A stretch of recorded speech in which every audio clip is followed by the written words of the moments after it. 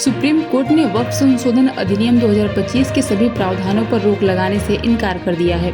हालांकि कोर्ट का कहना है कि कुछ धाराओं को संरक्षण की जरूरत है, जिसे लेकर केंद्रीय मंत्री किरेन रिजिजू ने कहा कि सुप्रीम कोर्ट के ऑर्डर का मैं स्वागत करता हूं। मैं मानता हूं कि सुप्रीम कोर्ट बेंच ने जो तय किया है वह हमारे लोकतंत्र के लिए बहुत अच्छा संकेत है।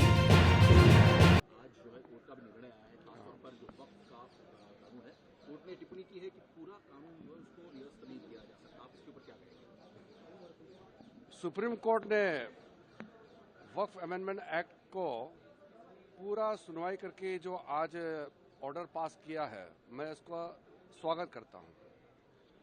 सुप्रीम कोर्ट को पूरा विषय का जानकारी है, बहुत विस्तार में पक्ष रखा। सरकार के ओर से हमारे सॉलिसिटर जनरल ने विस्तृत रूप से एक्ट में जो प्रावधान है और उसका मंशा, सरकार का जो सोच है, उसको भी सुप्रीम कोर्ट में रखा है।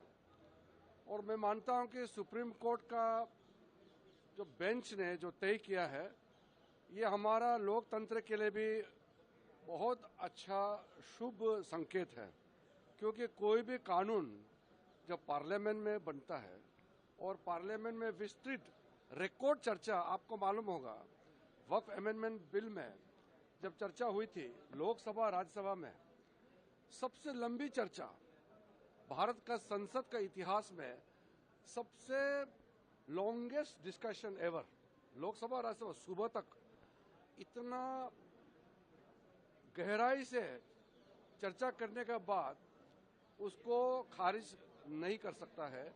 यही सुप्रीम कोर्ट ने आज मुहर लगाया है। और दूसरी बात यह है कि वक्फ अमेंडमेंट एक्ट में जो प्रावधान है वो संपूर्ण रूप से पूरे मुस्लिम कौम के लिए फायदा पहुंचाने वाला है। और वक्फ बोर्ड के माध्यम से जो मिसयूज होते थे, प्रॉपर्टी जो मिसयूज कब्जा करते थे, वो भी बंद हो जाएगा। और वक्फ प्रॉपर्टी से जो भी फायदा होगा वो मुस्लिम महिलाओं के लिए, मुस्लिम बच्चों के लिए, यतीम के लिए, जो बेघर है, जो मुसलमानों में भी जो गरीब है, जो पिछड़ा है, उनके लिए काम आने वाला है। इसलिए सुप्रीम कोर्ट के जजमेंट से मैं संतुष्ट हूं। और क्योंकि देश का सर्वोच्च न्यायालय है, सुप्रीम कोर्ट से जब कोई भी निर्णय आता है तो उसका प्रभाव होता है। और एक तरीके से पार्लियामेंट ऑफ इंडिया का जो डिसीजन है उसको कायम रखा।